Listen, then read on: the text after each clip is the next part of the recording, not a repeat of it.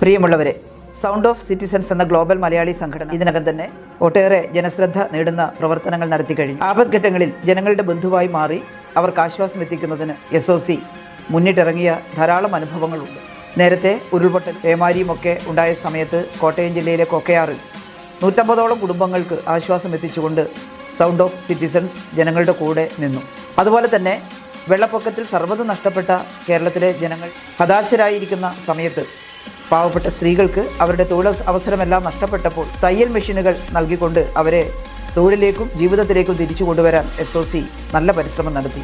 തുടർച്ചയായി ഇത്തരം പരിശ്രമങ്ങളിൽ SOC ഏർപ്പെട്ടുകൊണ്ടിരിക്കും. അതുപോലെ തന്നെ സംഘാംഗങ്ങളുടെ ഇടയിൽ കലാപരമായിട്ടുള്ള കഴിവുള്ളവരെ പ്രോത്സാഹിപ്പിച്ചും സാഹിത്യവാസനകൾ പ്രോത്സാഹിപ്പിച്ചും കൂട്ടായിട്ടുള്ള പ്രവർത്തനം ആ രീതിയിൽ നടത്തുന്നുണ്ട്. ഏതായാലും സാധാരണക്കാരുടെ ഇടയിൽ ഒരാശ്വാസമായി പ്രവർത്തിക്കുന്ന പ്രവാസികളായിട്ടുള്ള മലയാളികളുടെ കൂട്ടായ്മ അത് വലിയ സഹായകമായ പദ്ധതിയാണ്.